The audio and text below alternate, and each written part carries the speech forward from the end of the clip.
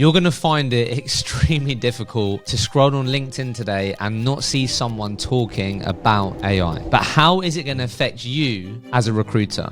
The question you're asking is, like, in my opinion, the most important question that any professional should be asking themselves right now, which is, what does AI mean to me? Because clearly, there's so much buzz, it can't mean nothing. It has to mean something. In this conversation, we hear directly from someone who is building an AI solution for the recruitment industry, where AI is going to have the biggest impact day to day for a recruiter. Working out what part of a recruitment workflow can actually be automated, and what does that mean for the day-to-day of a recruiter, i.e. what else can they spend their time on that's higher leverage? How you, as a recruitment consultant, a recruitment professional, can leverage AI today. We mainly think right now, what are all the things that recruiters do that's hard, drudgerous, low leverage work and keep you away from your more high leverage activities? Can we start to automate away those things? What does the future look like for recruiters? Are the most successful recruiters going to be the ones who utilize AI the quickest? There will actually be less time spent getting to know lots and lots of people at a superficial level and more time spent getting to know fewer people on a deeper level. How can you adopt AI in your business or convince senior stakeholders in your business why they should start adopting AI or at least be open to it? Much as I'm saying everyone should adopt it, I do think at the end of the day there's an adoption curve for all of these things. Yeah. You should be thinking about how this is going to affect you. I think that's true. And so much more. Let's get into this week's episode. So, welcome to the podcast.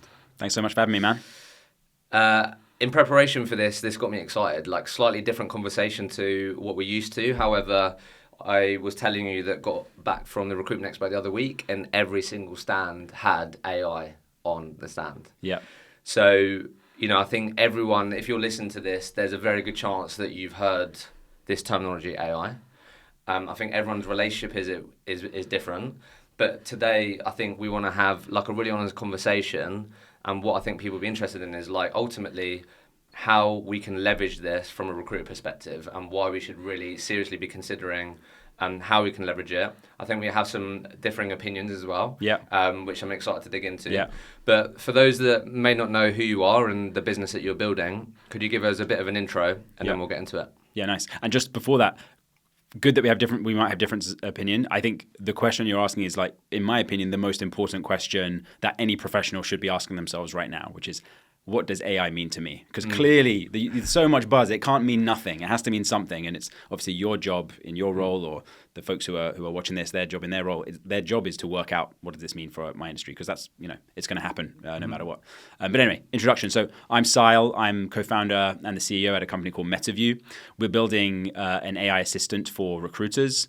So very much focused on working out what part of a recruitment workflow with this new technology, these new capabilities that AI and large language models afford us, can actually be automated.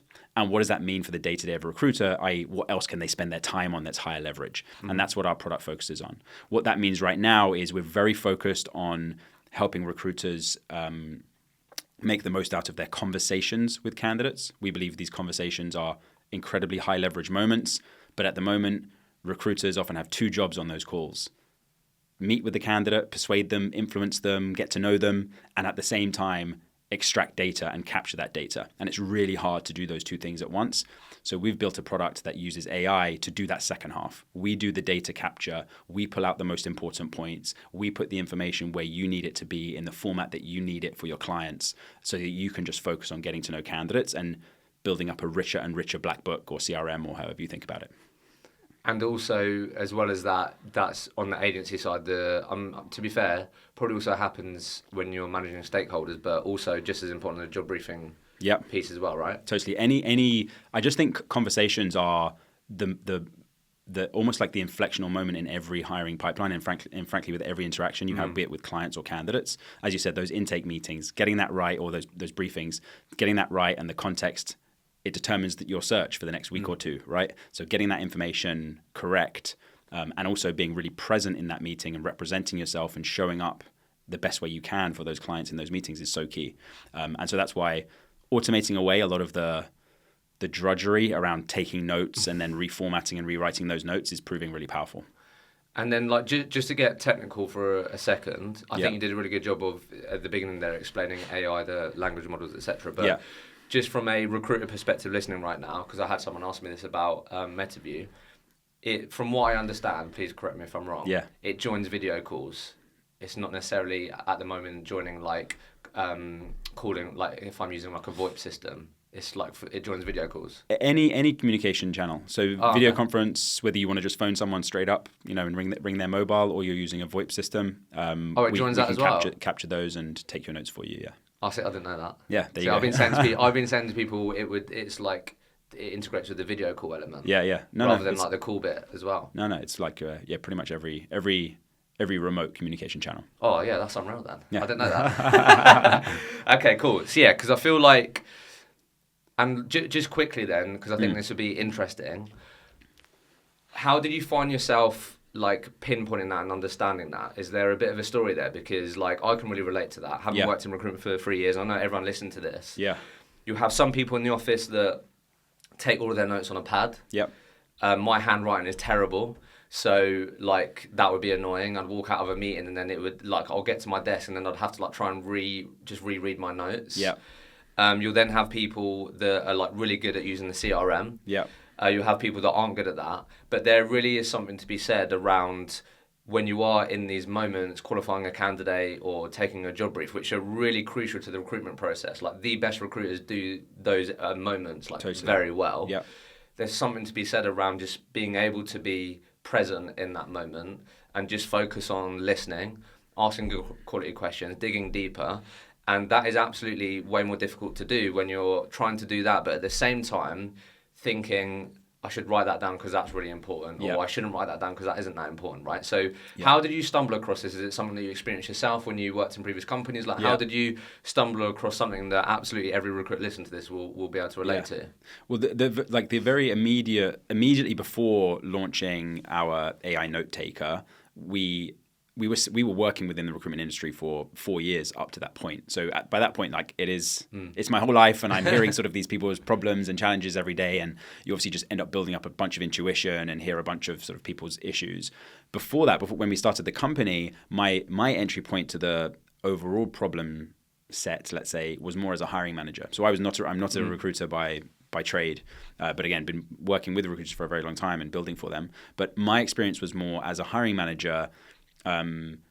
Knowing that when it came to making hiring decisions, whether that was, hey, do you want to speak to this candidate, yes or no, I was often just looking at their LinkedIn profile and sure, there were some notes from the recruiter, but they weren't especially rich or compelling to help me make my decision. Or even more importantly, at the end of a hiring flow, the data we had at our fingertips felt like it was a very low amount, given we've just spent sort of 7 hours talking to this candidate across various stages. So I came at it more from that perspective, like, hey, there's a ton of really interesting data in these conversations.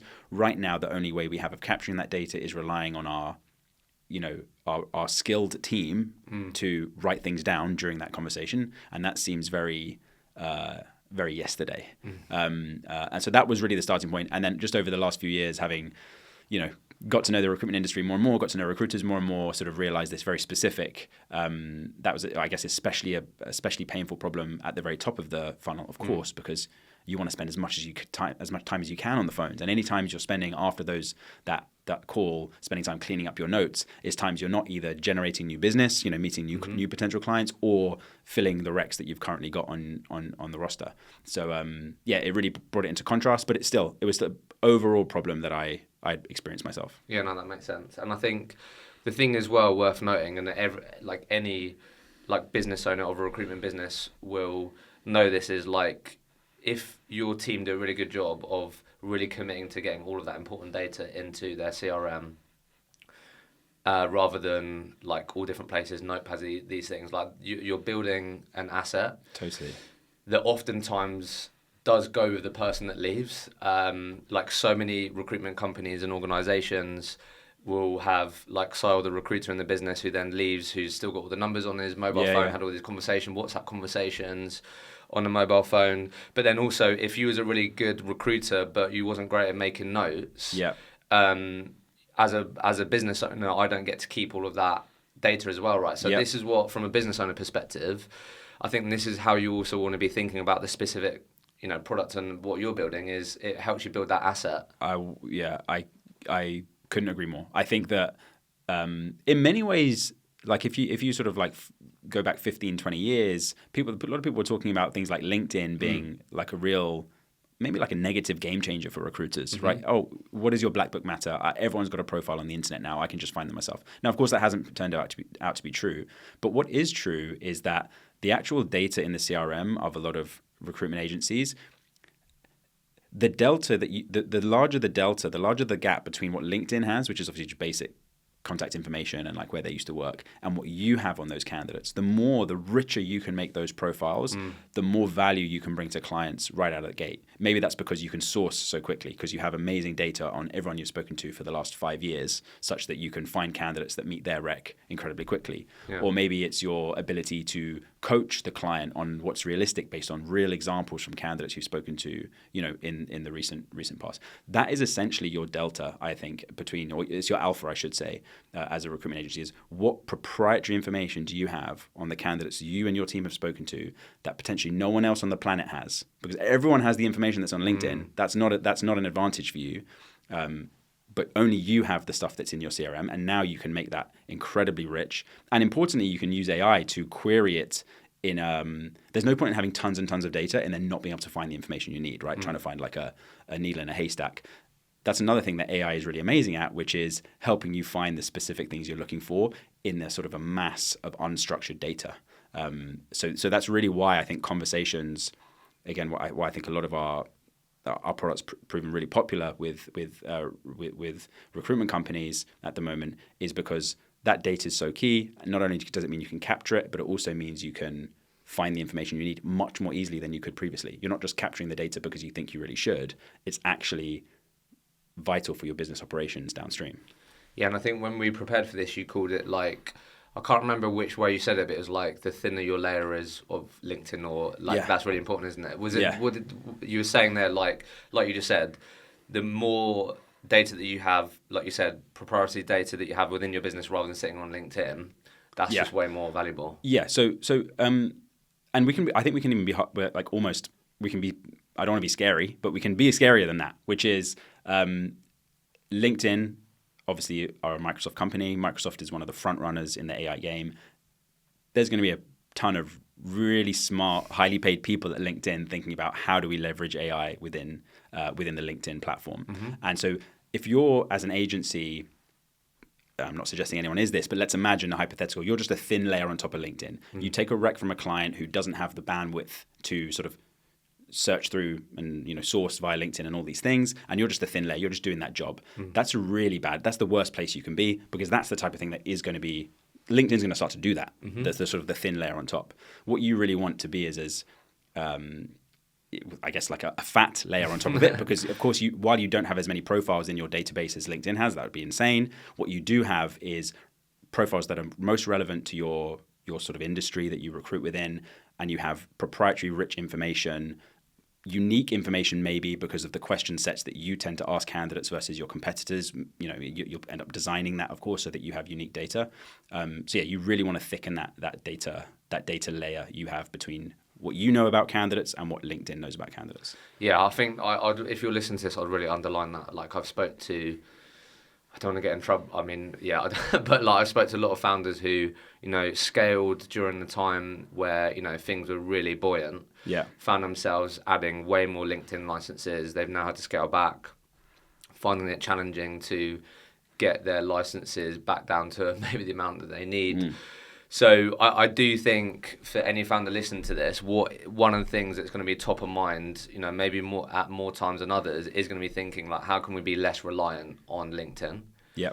And one of the ways you can do that is the way that you're talking about, right? Rather than just being this thin layer, like all the work we're doing every single day, from speaking to people, hiring manager, whatever, that we originally found on LinkedIn, but then we have, a system that enables us to extract all of that important data that then lives in our ecosystem. Yeah.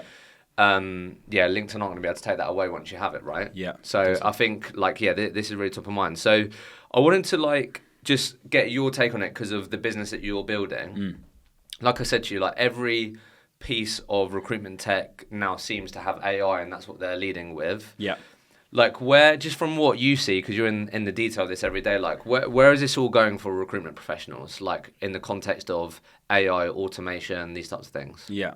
So I think it's a bit of a back to the future moment in that historically, maybe if you think about pre-LinkedIn days, the worth of a recruiter was at least some way tied to their black book. Who did they know? Do I have this unfair advantage in closing this role because of the circles that this recruiter runs in, the people they know, this sort of thing. So I think a lot of roads are going back to essentially relationships, like relationship-driven recruiting. Because again, we're at least decades away from sort of developing relationships with AI agents. That's not going to be happening.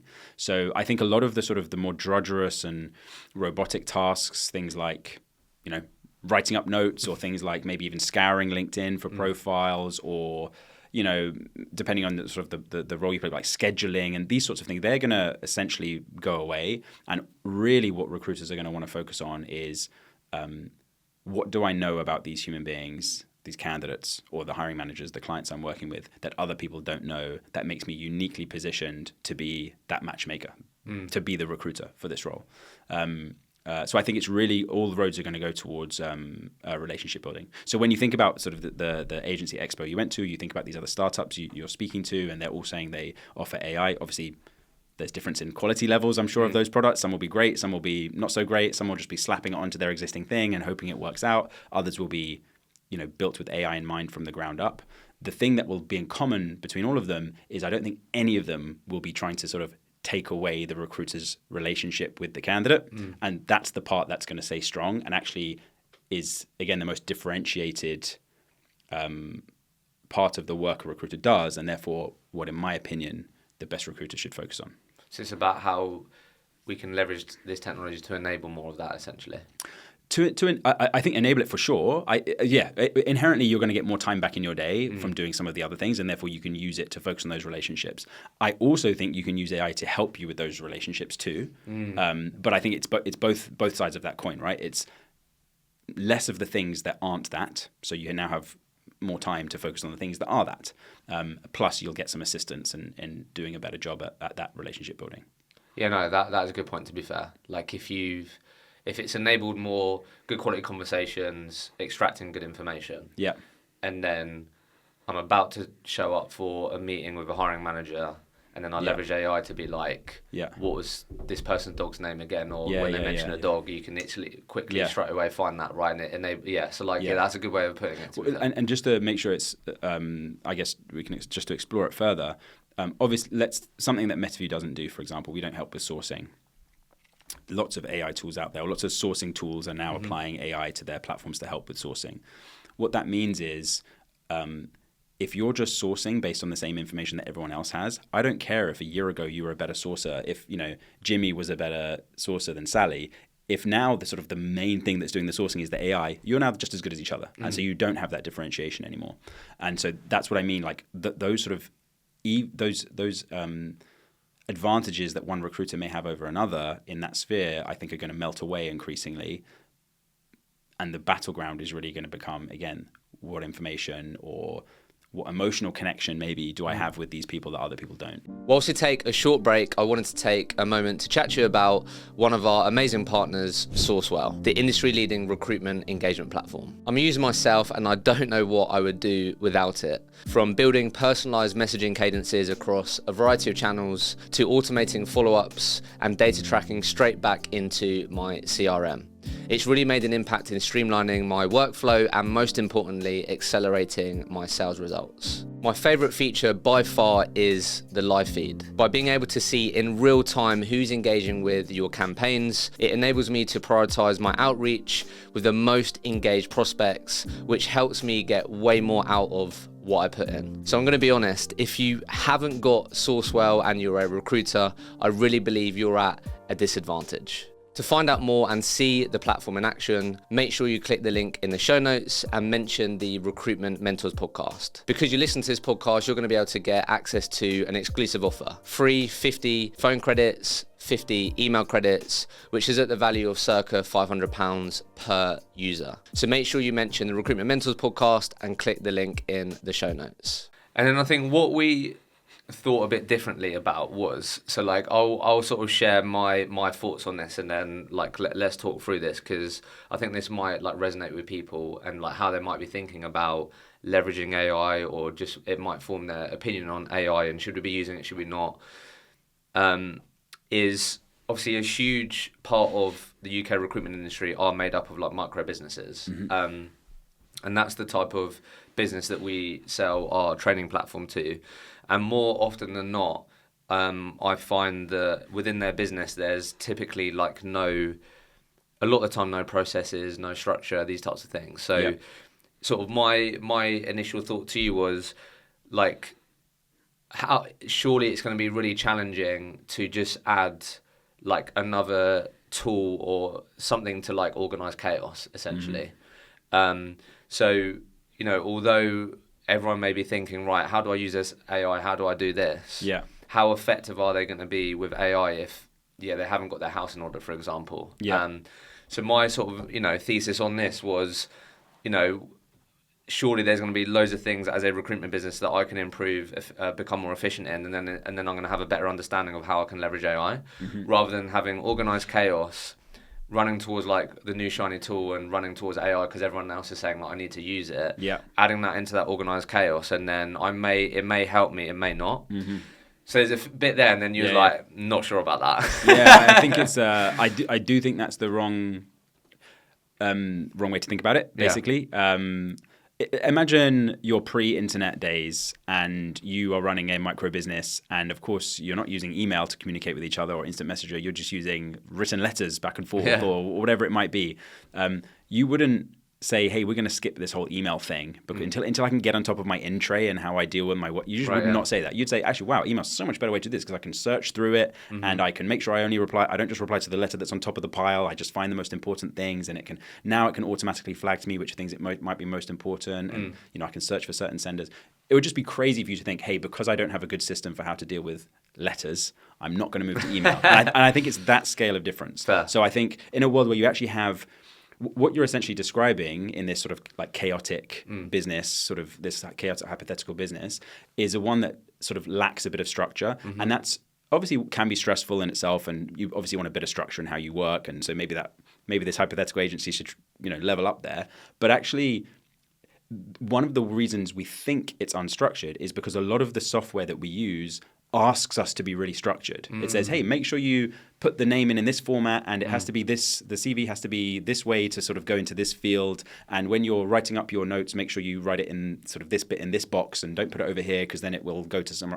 It's all this sort of structure that the technology is asking us to apply, which is actually quite inhuman. That's not how we work. That's not actually how we think. And AI is different in that actually the structure doesn't matter as much. You can still leverage these tools, and frankly, over time, maybe some of the other tools that you're using becomes less important to apply the structure that they're asking you to, because AI is so powerful that actually, even if you do just chuck a load of information into your systems, you can still pull out the information you need when you need it, because you've got a hyper intelligent, never sleeping, artificial intelligent assistant to go and find the information you need when you need it. So it really changes the equation. I would say maybe it's those chaotic businesses who haven't optimized their processes around existing systems so much that may even be they may feel the biggest sigh of relief the quickest, I would say. True, yeah. Now, I think everyone should adopt AI really as quickly as is responsible to do so. But I definitely wouldn't I wouldn't say sort of like, hey, get your house in order first. I would say go for it, learn, play. So why do you feel so strongly about that statement that you just said? Like everyone should be?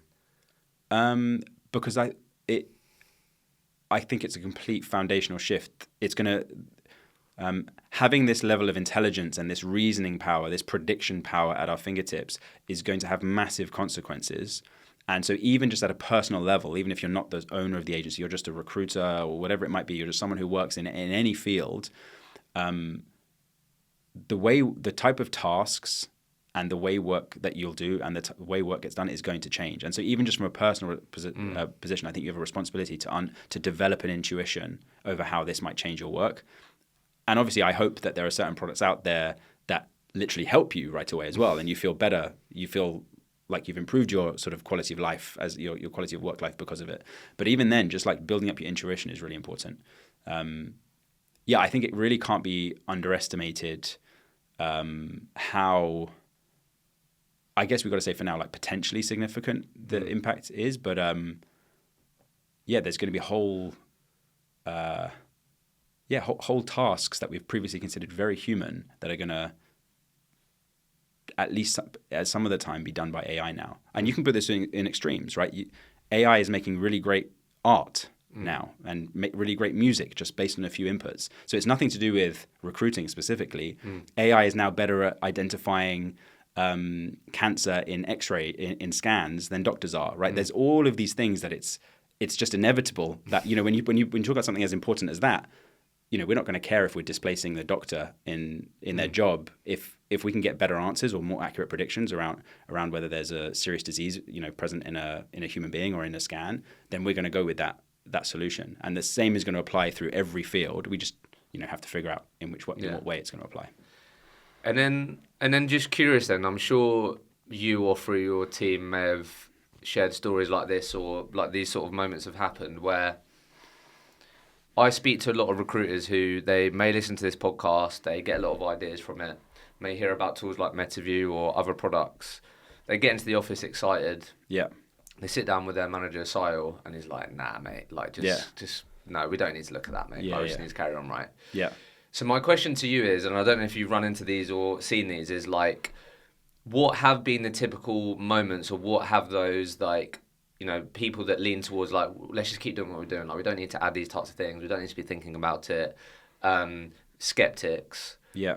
Or just people that have that mindset. Like, what are the moments that started to make them go, hang on a minute, like, this is actually something that we should probably think about leveraging, using, be more open-minded to? Like, was it the first time that they had their notes emailed to them, and do you know what I mean? I don't know, has there been like common moments where it's like enabled someone just to open that mind and go, fair enough, Hisham, like, I think I'm glad that you brought this to me. I don't know if there's been like any incredibly common thing. I do think at the end of the day there's an adoption curve for all of these things. So much as I'm saying everyone should adopt it, whether it's whatever sphere, whatever sort of industry you're in, you should be thinking about how this is going to affect you. I think that's true. But the adoption curve, there's still an adoption curve. Some people are going to be early, some people are going to be late. I think we're past I don't know how familiar you are with that adoption curve, but starts with innovators, then early adopters, and then mainstream or something like this, then the laggards, and then something else. I think we're past the innovators. I think we're into the early adopters. So like we're working our way through the first third of people who are like really adopting this. Anyway, if you're at a company where you're full of laggards, you're probably going to be, you might be wasting your time trying to get people to change. And like there's very little that advice I can give on that. I think there's the small things that the approach that we take, and therefore what I would, I guess, recommend other people to consider is, how can you make it as small an investment, both from either a money perspective, like a cash perspective, or from an efforts perspective, or from a process change perspective? How can you make it as small an investment as possible to create some magic? And that could mean for IC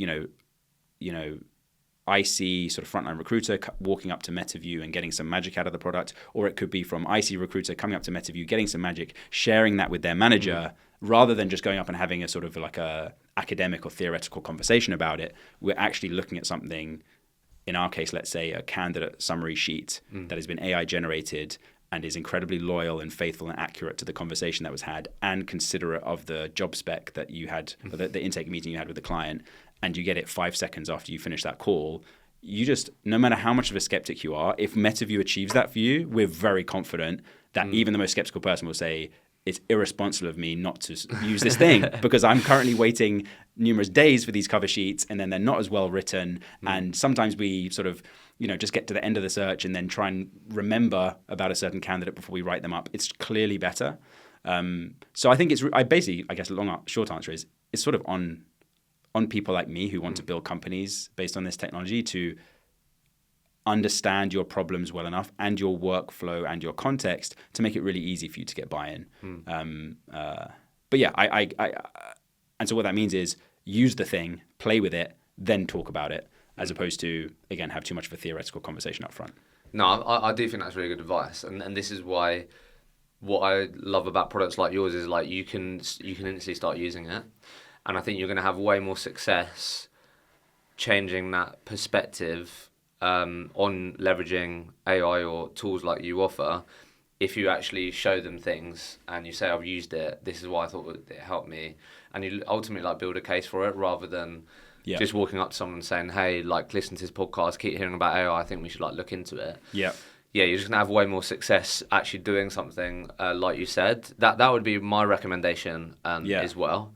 And if you really want to do things that might grab the attention of people, is then particularly with what you do, like compare the quality. I think would be quite interesting. Like, hey, Siadhal, like I've been playing around with this AI tool. It's been joining every single one of my calls. And I've actually been comparing the number of interviews that I've got from the candidate overview notes that this product has given me compared to my colleague Ben, who, as you know, we've got a process that we do that. I've actually booked more interviews than him. And I actually was able to create these candidate briefs or candidate presentations in like way less time. Yeah. Like, do you think this would be worth like having a look at? Yeah. Do you know what I mean? Totally. Well, I think that sounds obviously like, as a business owner myself, I would love for people on my team to show that initiative and take that approach for sure. But I guess one thing I'm also saying is, how can we empower that frontline recruiter to just use the product, even if it's not sort of, you know, how can we make it not a big decision? This is what I mean about removing friction. How can we make it not a company-wide decision to use this? You get to use it. You get to submit better candidate sheets. You get to sort of fill the CRM with better data much more quickly. You realize the benefit. And of course, as a growing company, we want to expand and sort of then envelop get the whole agency using it. But in the meantime, we're really happy when we get individuals who are just showing initiative, want to use the product because it helps them. Yeah, and also I think for people that listen to this, they listen to this because they want a competitive advantage, they want to learn from the best. And I think when we do think about that adoption curve, this is something that's entirely in your control. Like if you are an early adopter and you use this technology to make you more efficient, better at the job, that is going to give you a competitive advantage. Because trust me, there are plenty of people out there that have never used ChatGPT or basically have the mindset of like, I'm never going to use AI. Like, what's the point? Like, I'm good at what I do, right? Mm-hmm. So I think that's another really good frame to think about this. Is it genuinely can give you a competitive advantage? Yep. Is another reason why you should, at the very least, experiment, try, and see how this can help you, which in turn could give you a huge competitive advantage. I feel like you did a good job of this, but I think it'd be interesting for people just to make sure we fully understand how you think about this. But I wanted to make sure, like, you know, if we were to fast forward 5 to 10 years and I'm a modern day recruiter in a business and I am a recruitment professional powered by AI, is how I would maybe think about my job. Like, you know, what is my day going to look like?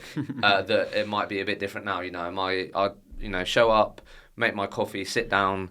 Will I have all my meetings already booked for me? And I'll have an AI assistant say, hey, Siadhal, exciting day at work today. These are the meetings that you need to think about. Here are a list of the notes from the meetings that you need to maybe have a look at before you prepare for them. Do you know what I mean? Like, I don't know, how do you think about it? What does like a recruiter's day look like if they're powered by AI in the future?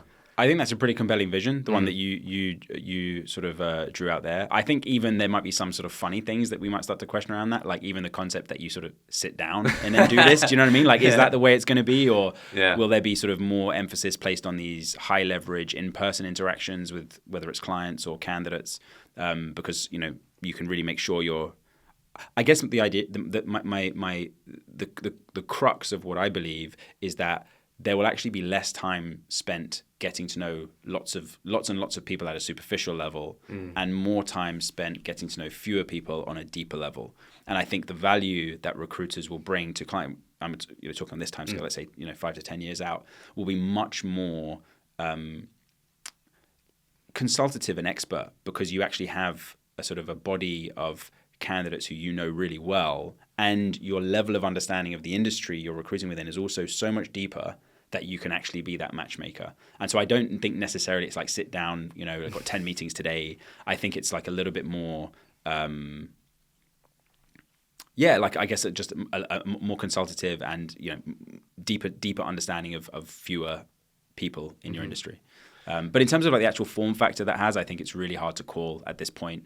So we don't really think about it too much along those lines. We mainly think right now, what are all the things that recruiters do that either A, are what we consider toil, so they're like hard, drudgerous, low leverage work, and keep you away from your more high leverage activities. Can we start to automate away those things? So obvious one for us that we're doing right now, of course, is taking notes during meetings, writing up those notes afterwards, putting together candidate cover, all these things that we already do. But there's a whole bunch more that, of course, take up a bunch of time in a recruiter's day that isn't influencing candidates or getting to know clients. So everything other than those two things, I hope there's less and less of, and recruiters just become really expert in those relationships. It's almost like an amateur psychologist, in the business context. And just curious then, what are some of the things that are top of mind from the Metaview's lens on like those toil tasks? Is there anything else that you're like, I really want to be in a position where I'm sitting down with you and like these things are just as well automated as our note taking and our candidate brief notes? What else what's top of mind? So sourcing is something we think about a lot. We think there's a lot of information within conversations that you have that can be used to massively accelerate your sourcing. Now, we don't think about it in terms of Metaview is going to build a sourcing product, but we do think about it in terms of how can we expose this data that is on Metaview. Let's imagine you're a 10-person recruitment agency. You have 6 recruiters who are frontline taking calls every day, and you're just getting hundreds and hundreds of hours every month, thousands and thousands of hours of data from candidates every year. How can we surface the information that matters based on this new rec that you've just got in? We think a lot about that. So not in the way that we're actually doing the sourcing, but we enable our customers to leverage the data within Metaview for that sourcing. So right now, for example, one thing we're working on and we'll continue to iterate and improve, and I guess by the time this goes out, it will be live to an extent, but still with a lot of ways we can take it to the next level, is essentially that content filtering. So let's imagine you've got a new rec for an engineer who's proficient in Python and is willing to relocate to Amsterdam. And, of all of the thousands of conversations me and my recruiters have had with candidates over the last 2 years, most of whom, of course, did not end up making the move to the client I had in mind at the time. Some of them are going to have mentioned either proclivity to being willing to relocate to that location and their ability with a certain programming language. And to be able to just ask our database that information, and it has a semantic understanding, i.e. they don't have to have said those specific words. We don't have to literally written down would relocate to Amsterdam, but it semantically understands that this person showed a willingness to relocate maybe to some other city, but therefore we assume they might also be willing to relocate to this city. Like pulling through that information in just like a few keystrokes using natural language is really powerful, and just again gives recruiters superpowers to really short circuit that initial like sourcing part, I guess, of their workflow. That's that makes a lot of sense. And the reason why I think that makes a lot of sense is, I mean, you've probably thought more about this than I have, but I feel like for me to do that right now, it would be very reliant on me to be efficient at remembering to tag you with certain things. Yeah, exactly. It is, isn't it? Yeah, so it's exactly. like, so then again, like you said, it's relying on the individual to be structured. Yeah. So I think that you're pointing out really good, maybe something that I didn't include in the initial sort of thought, which is if you're actually one of those incredibly structured recruiting firms who has this playbook of make sure you tag all these things and take your notes in exactly this way, and you're really disciplined about making sure everyone in your team does that, then maybe you can do some of this stuff already. But even then, I would say there's limitations. Like you can only ask each recruiter after each call to do so much, post-processing, let's call it. But even if you're not, now that sort of the advantage of setting up the system is sort of like going down, because actually AI tools like Metaview can do that automatically for you, and it means everyone has that capability. And then it becomes more of a question, how do you leverage that data? Which even a lot of people who are actually doing the structured note-taking that you mentioned, a lot of them do it because they think, I might need this someday. Yeah. But it's not actually part of their operation to leverage it, next time they get a rec through or next time they get a job through. Just to make sure I write this down because I feel like it's important. Yeah, exactly. Yeah. And like, just, if you don't mind, because I think people might be thinking about this as they're listening to this, and I know like work in progress or whatever, but like just help us like visualize that for a second. Is that I log into Metaview and then I might search, open to relocation, and it surfaces candidate conversations, or is this happening in my CRM? You might be figuring this out, but I'm just curious. No. This is in Metaview. So the way that it works right now is you can push whatever information you want from Metaview into your CRM. So if you decide to push every sort of bit of information that Metaview has into your CRM will get very bulky, and it won't have some of the same querying tools that Metaview has. But you could in theory have all the same like all the same data. It wouldn't obviously have the video and the snippets and the highlights and some of these very Metaview specific things, which we haven't talked about so much, but you could get at least the raw data in your CRM if you wanted to. But the way it works right now is the best place to go for that type of a query is Metaview, and there's a couple of reasons for that. One is because we obviously have all of the data, not just the bits that you decided to put into the CRM. We know which bits you decided to put in the CRM, but we also have all of the rest of the data too. And secondly, we have interfaces, like literally, I mean, like the interaction layer is really important. Like, how do you communicate this ask with our software is really important. And in Metaview's case, because it's an AI native platform, and most people I imagine watching this have used ChatGPT at least to play with it, it's natural language is just it's a really great way to get what information you want out of a system. Is I don't need to learn how to use it. I just write it the way I want it. And actually the AI learns over time how you tend to communicate. And even if you communicate it in a bit of a fuzzy way, it can sometimes make a pretty good prediction about, hey, I think this is what you're trying to do here. And that's exactly the same with Metaview. So what you walk up to Metaview, you log in, you say what say what you're looking for in very natural language, looking for candidates, anyone I've spoken to in the last 6 months who has mentioned they're willing to relocate to Amsterdam and is proficient in Python and demonstrated they're proficient in Python. And it will find you where that came up in your various conversations. Again, not word for word because that's not useful, but directionally, the folks who sort of demonstrated that propensity. And you can obviously make it much more complex or much more specific than the example I'm giving if you'd like to. It's totally up to you. You can what I love about that from a recruitment context, if I'm listening to this, would be what would be really cool. And you can obviously do this with your database, I guess, but we're assuming that you've done a good job of like being organized, which like I speak to so many founders, and one of their biggest bugbears is always people aren't good at updating the database and doing these things, right? But what I really like about that is like I'm on a job briefing call. I'm really focused on asking good quality questions, qualifying the job. You tell me about your non-negotiables, and whilst I'm doing that, I can then have a quick look and be like, oh yeah, it's interesting that you say that. I've just had a really quick look, and I actually have spoken to 5 individuals that. Do you know what I mean? That's where I'd see that being really powerful, to be able to quickly offer those insights. Yeah.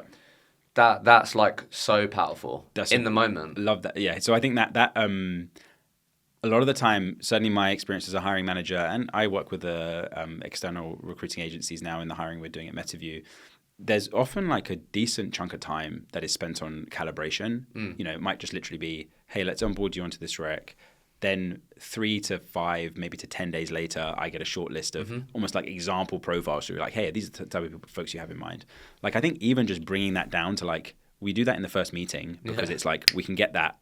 As soon as give you a bit of an idea. As soon as the words leave your mouth, we can sort of show you who we already have access to, who seems to match up against that. And that's not just based on their LinkedIn profile. That's based on, again, unique information we've learned about these people because we've spoken to them real before. Human conversations. Yeah. So I think like shortening that from a 2-week, maybe let's call it a 1-week process to a 5-minute process or 5-second process is pretty magical. And that's like competitive advantage, right? Straight away. Yeah, totally. And I think that works on the flip side as well. I don't know what you think about this, but actually, sorry to interrupt you, Hisham. I think it's more, that is a competitive advantage. But one of the things about these platform shifts is actually at some point it won't be. It will just be the table stakes, and it's almost like we're at the moment. I think I still perceive people who are adopting like high quality AI products. If they actually solve your business problem, for sure you're getting an advantage. But at some point we're going to tip into you're now just disadvantaged if you don't. It's not even an advantage anymore. You just have to be doing it. No, you're completely right.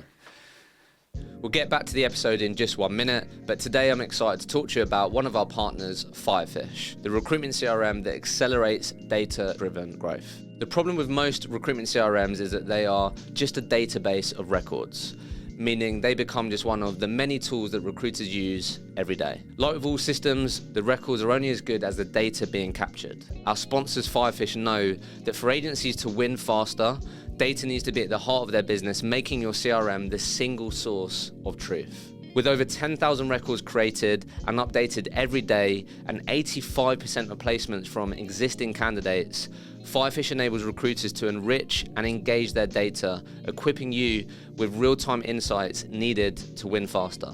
To learn more about Firefish and take advantage of an exclusive Recruitment Mentors podcast offer, make sure you click the link in the show notes and mention the Recruitment Mentors podcast when speaking to the Firefish team.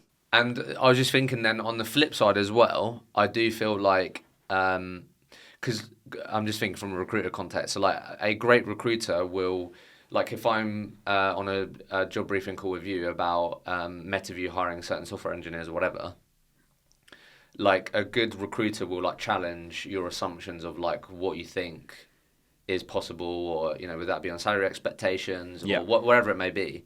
I feel like that works on the flip side as well. Like a great recruiter will probably know that information and be able to communicate. But at the same time, if I can say in that conversation, like it's really interesting that you say that, Siadhal. The reason why I'm actually going to suggest that like you do this or we do this is for this, and also just looking at some recent hiring manager conversations that I had over the last like 2 weeks with companies that are quite similar to yours, this is what they're doing. Yeah. Do you know what I mean? It's also on that side. Yeah. I think it's pretty cool that you're coming up with like very particular use cases so quickly, and obviously it's one of the reasons actually we're building the platform the way we are, which is it's quite recruitment is quite like an entrepreneurial role. Like that it's hard for us in our product to like totally predict up front the exact way you're going to leverage this technology. What we look at our job is take these foundational changes in AI, which are being powered by companies far more powerful than us, frankly, Microsoft, OpenAI, these sorts of folks. And we want to be the sort of almost the lens that interprets these capabilities and thinks, how can this change the game for a recruiter? That's like really what our job is as a company. We think about recruiting, but like while also keeping one foot in this AI in the AI world. And what you're describing is very specific use cases, and it's one that we've actually thought of a bunch as well, which is actually there's a whole vertical of product out there which is compensation benchmarking tools, and people spend a lot of money for that data, and it's stale as soon as you get it, right? Because it's like based on last quarter or last half year or something like this. But again, if you're meeting with a client and you think they're being unrealistic from a salary expectation perspective, and you can just literally get essentially dynamic live information about the other hiring managers or the other candidates you've spoken to who are at these top tier companies and what their salary expectations are, and you can present that to them again just through a natural language query, you're going to move that ball forward instead of spending 4 weeks, 6 weeks, 8 weeks getting them great candidates only to lowball them with an offer, and you just know it's a waste of your time, but you knew you had to get through that with them in order to get to the point where they accept what you knew was always the case. It just changes your ability to influence. Yeah. And like, have you done I think the other really cool thing now as well with the business that you're building is like you get access to so many data points as well. So I don't know if you've like done anything on this, but I think as well from a recruiter perspective, what would be really cool is what I think Sourcewell do a really good job of. Like they have access to like all these data points that when recruiters are using their platform, and then they can like curate all of that and then offer like really interesting insights. Yeah. Because I think people would be really like if you could like show to me or at least share things with me where it's like we've analysed 50 million questions on Metaview, and for every successful placement they've asked, like within at some point in the process they've asked these 3 questions. So like you have to ask these 3 questions. And then also on the flip side, like when we found that a candidate that got put forward for a role then took a counter offer or like didn't get placed. we found that these questions weren't asked. Yeah. I think that would be like, that's super interesting, I think. Or on the same thing, like there's probably some trends on the amount of questions asked on job briefing calls compared to like successful hiring projects as well. Do you know what I mean? Mm-hmm. Have you done stuff like that? Or we have. That sounds easy in my sort head of like to do, we've done it in what I would describe as like an off-platform way. So maybe with certain customers that had some of those deep questions that they wanted to answer, we were like, we'll study that for you because we really wanted to learn. Because one of the really exciting things about life right now for people, for people watching or listening to this, is we can now do things we can never do before. So therefore, actually, there's a lot of trial and error. Sometimes you look into something, you realize, that wasn't actually very telling at all, and that doesn't reveal what we thought it did. So anyway, we were really keen to do those studies, and we did it just as like desk work, consultative work. I think there's a there. I think there for sure is conversational data that you can tie to the outcomes. Of course there is, because we all know there's a difference between a good interview and a bad interview, and you'd think that a good interview leads to you being more likely to understand if this candidate is a good fit and therefore and influence them into accepting a certain role. But what we haven't found is what we also find is that there's a lot of there's always a lot of caveats in the data almost. Like for example, it looked like in this. We know from our data that on average, candidates that accept offers tend to ask these questions, and then they, that puts them in a good frame of mind, and they accept an offer. And then you find an interview where you don't ask those questions, and you ask, why didn't you ask these questions? Like, well, I didn't think they were a good fit anyway. And there's always these reasons. And I think one of the things that's really interesting, and again, one of the reasons why I think recruiters are so well placed to do well out of the AI, the changes that AI is bringing about, is that it's human to human. There's not a clear objective. I know, of course, your objective as a recruiter in an agency is to get the bum in the seat, but you also know that some candidates are not the right fit for that. It's not like sales where actually your job is to, as long as this company is somewhat in my ICP, I want to close them. I want to get them as a customer. It's not quite the same as recruiting. There's the matchmaking element. So because you can't know that a candidate, even not accepting an offer, maybe in some cases that was a good outcome. Maybe you shouldn't have offered them because they weren't a good fit for your culture and all these sorts of things. It gets really hard to pull out these really firm insights. But again, we think about that a lot. We will crack it. Right now, we focus much more on the immediate productivity gains that we can offer to people who are super stretched and spending too much of their time on low impact work when we'd love them to be spending more time on meeting more candidates or closing more business. Yeah. It could even be where you might already do this, but it would even just be helpful if I'm a business owner and I have a couple of my recruiters using Metaview in their processes, that I have a monthly report that sort of shows me the number of interviews took place, number of questions asked, or just some of those important things that maybe if you drew them out, I can then go, oh, that's interesting because we saw a huge spike this month, which then led to the results this month. Do you know what I mean? Because then, like you said, I completely get what you mean. There's a lot of context that would be hard. Like you said, the culture piece is an important one. But even I can maybe just start with figuring out these trends of I really need to make sure that my people aren't asking more questions or whatever it may be. I think, again, I think what you're describing works in a very high volume situation where you are doing almost cookie cutter hiring, and it's not really you're almost trying to limit the variance. You'd wish that every hiring manager was making the same decision. Whereas I think in a lot of the reality of recruiting is sometimes, well, right now the way I feel is that what we should look for in a candidate is this. And actually, next month, I know more than I do now. And now I think we should actually be thinking about it this way. And so you don't actually have this total consistency of, we know exactly what we're looking for. It has to be these, it would be foolish to think that you wouldn't want to tune and calibrate over time. And that's why I think some of these aggregate level insights, much as they are interesting, and that's why we do some reporting around them, we haven't actually found that they've changed people's business. What we found changes people's business is their ability to put on their sort of Sherlock Holmes monocle and go into the interviews and actually find the information they need, develop a hypothesis about what might change this candidate's perspective about the role, or develop a hypothesis about, therefore, what other types of candidates they should be looking for. And it's them that's making that judgment. They're just doing it based on far richer information than they were previously. So no, I love that. So to round us out, then, if I'm listening to this, you've inspired me to take action. I'm not someone that, really, if I might have played around with Chat GPT, or I don't really have AI involved in my recruitment process right now. Yeah. Why should I experiment with it? Why should I try and see if it can take away some of these tasks that, like you quite rightly said, that you'd put in that toil category? Like, why should I do that? Why should I try? I think it's just like a reason as old as time, which is if you get more time back to do other things, and you can choose to use that time to sort of put your feet up and chill out a little bit more, spend time with your family, or you can use it to make sure you speak to a couple of extra candidates per day, or also spend a little bit more time on business development. But I just think it's like a very human thing. You want that. When you're stressed about something, like I speak to recruiters all the time that before they adopt Metaview, they try and fill their day as much as possible with calls, because there's obviously, there's like times that you do business and you can only really do calls when other people are working or like want to have those calls. So you do that during the day, and then you've got like your desk work to do, and often that's like pajama time. That's like, okay, let me sort of have my dinner and then maybe sort that out before I go to bed, just so I don't have to do it first thing in the morning. And so what you're really doing is massively shrinking that. So if you love doing that, you keep doing it.